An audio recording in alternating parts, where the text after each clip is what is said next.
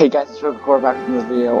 We're gonna be going in Hoi4. Obviously, we're not in World Conquer 4 today.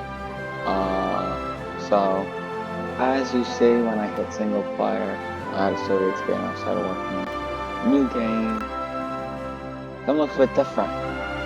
So this is the video where I'm gonna be going into the mod that I've been working on for the past, I don't know, 8 days.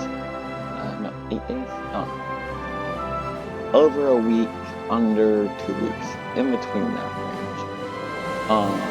I'm the only one working on this, and so I just wanted to see how people were going to, if they were interested, interested into the mod idea, because I really think this could be a good idea. Friends from Pep and Clueless. Forgot I did that. I think last time I worked on it was yesterday, and I was working on like ideas for Germany or something. So let me give you the backstory. So this mod I call What Miracle in the Vistula, which basically means what if Soviet Union beat Poland in the Soviet-Polish War of 1920 to 1921. And I've only so far been able to get through basically a little bit of Europe map-wise, some of Africa, and some of Asia. As you can see, there's no puppet here, and there's Japanese Indochina. So, yeah. So basically the whole backstory of this, I'm gonna click into Germany real quick. I'll click. So, I didn't even do that. Nope. Basically, the main point of this, so basically, the Allies lost the Polish War, Soviet-Polish War, and this caused their people to be, a little pissed off, since they were superpowers and couldn't use that some measly nation that was basically just created, and so, yeah, so they went into isolation. I need to make this disarmation,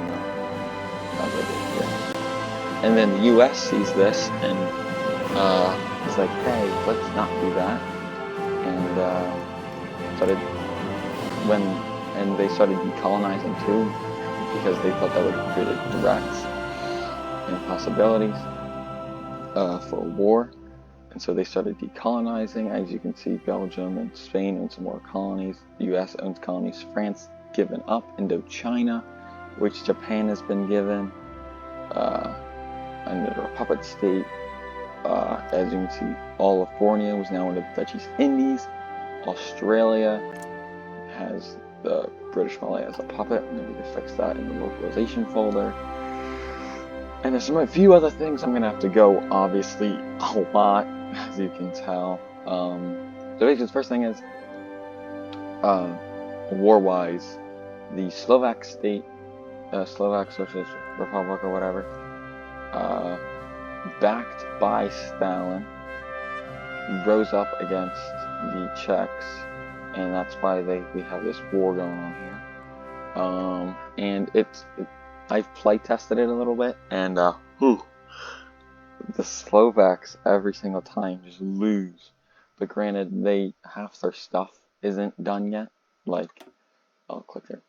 So like, I don't even know what the heck the whole what's it called?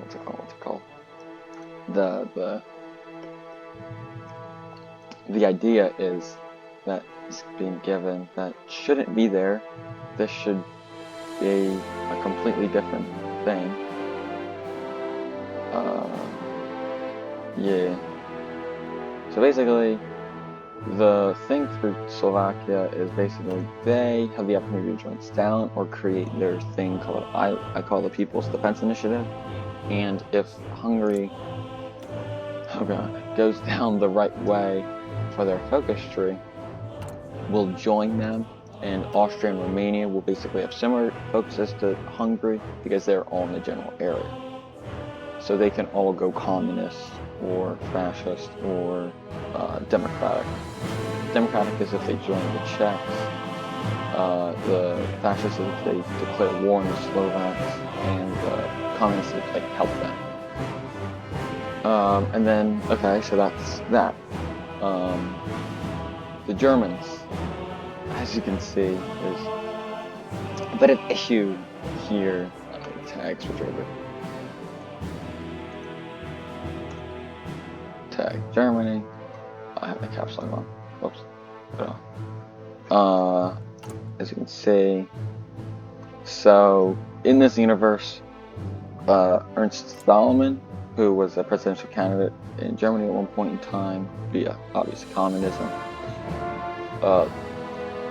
completely broke off, as did Hitler. That's why there's this Reich of the Rhine, because they're in Rhineland and he's fascist.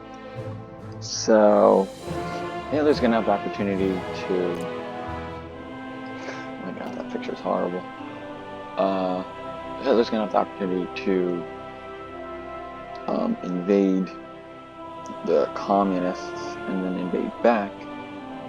Thälmann's gonna have the opportunity to join Stalin, invade Hitler, or help out the Slovaks, and then they'll help them take back Germany.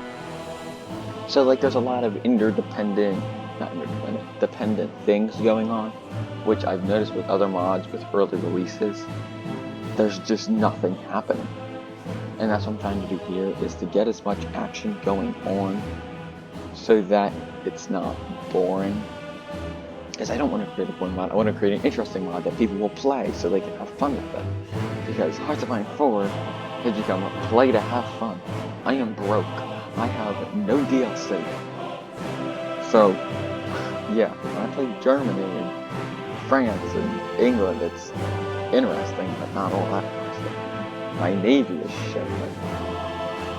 There's just, I think Paradox basically is making it play to have fun. That's just the way I'm looking at it with DLCs.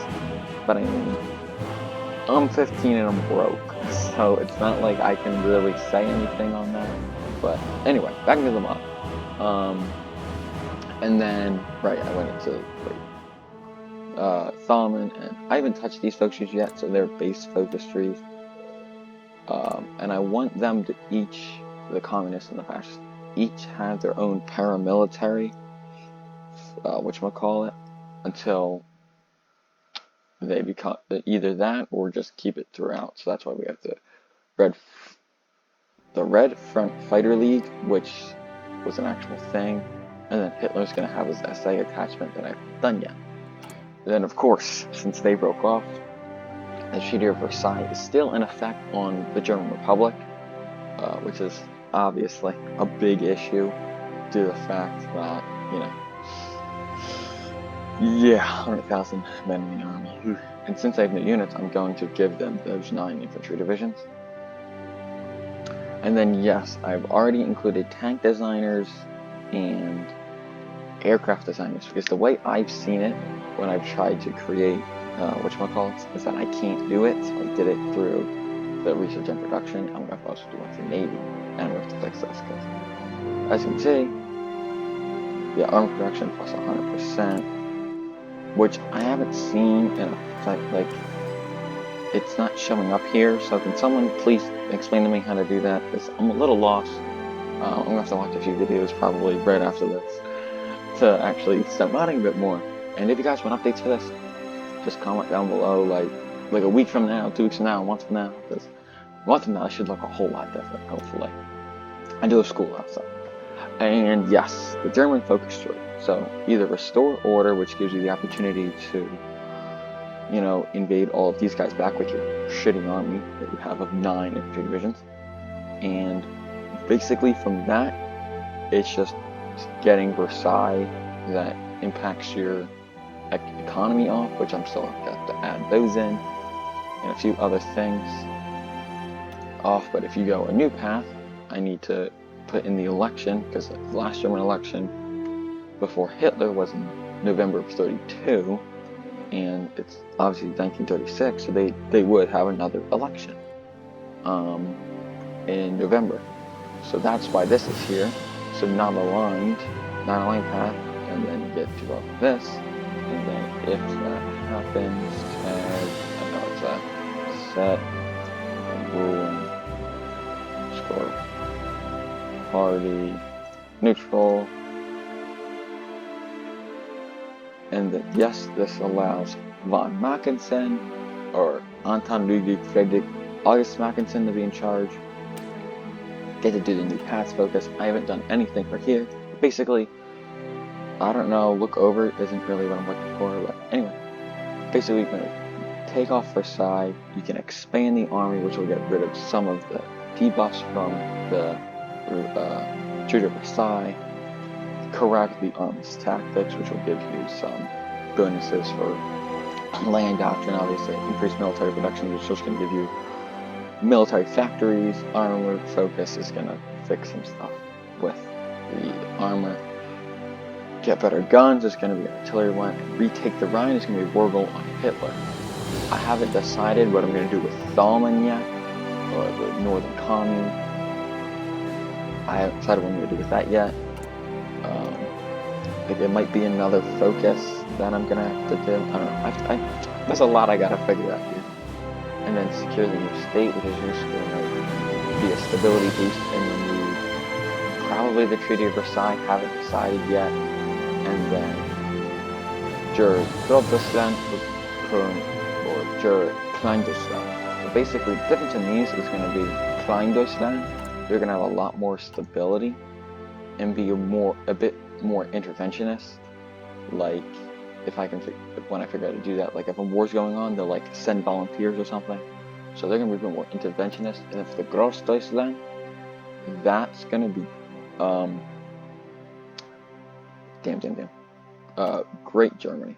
So, which is just going to be invading the Czechs, which if the Slovaks win their war, they will own. So then that should be interesting, because that'll be Germany against, if they all go communist, this entire group, which should be interesting. And then, so basically, Großdeutschland, which is just Great Germany, is going to give them claims or cores on all this Polish land they lost in the First World War.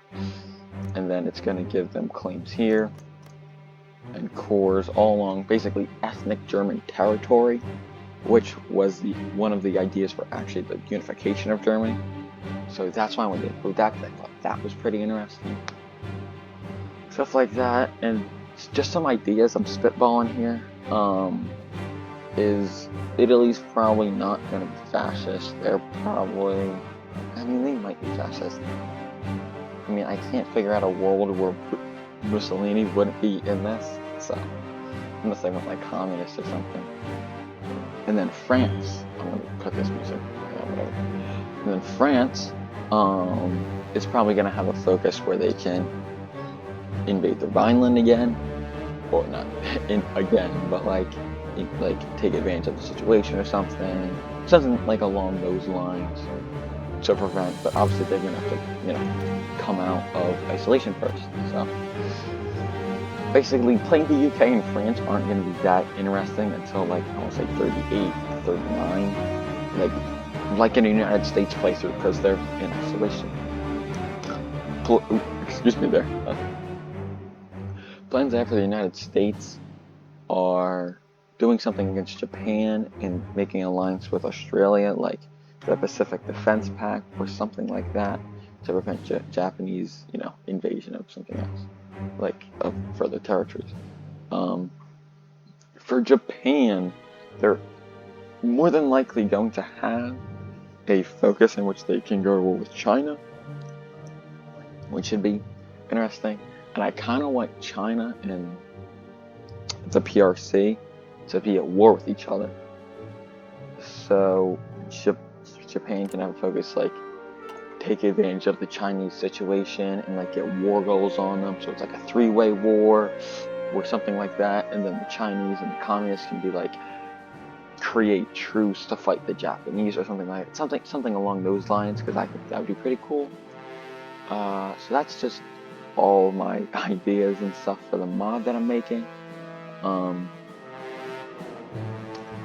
I had an idea when I was really making this mod a little while ago of having like the communists, like a communist Turkey and a fascist Turkey, and the Greeks owning all this territory, making like a Byzantium scenario basically, and then like Ankara is like its own city-state, and it's like its own country, and then the communists and the fascists have to not work together, but work against each other to flip Ankara a certain way, so they can get that, which is going to be like, going to have like certain stuff in it, and it's going to give them a lot of stability and a lot of war support if they get Ankara, which is going to be very beneficial, obviously.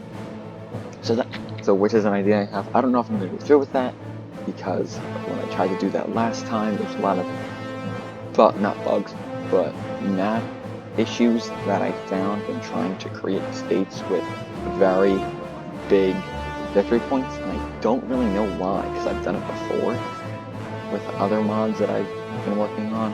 But yeah, this is the first mod I'm like putting out there, like, hey, check this out. So if you guys have any ideas for me for this mod, please let me know. Leave your ideas back in the comment section, and I'll see you on the next video. Peace.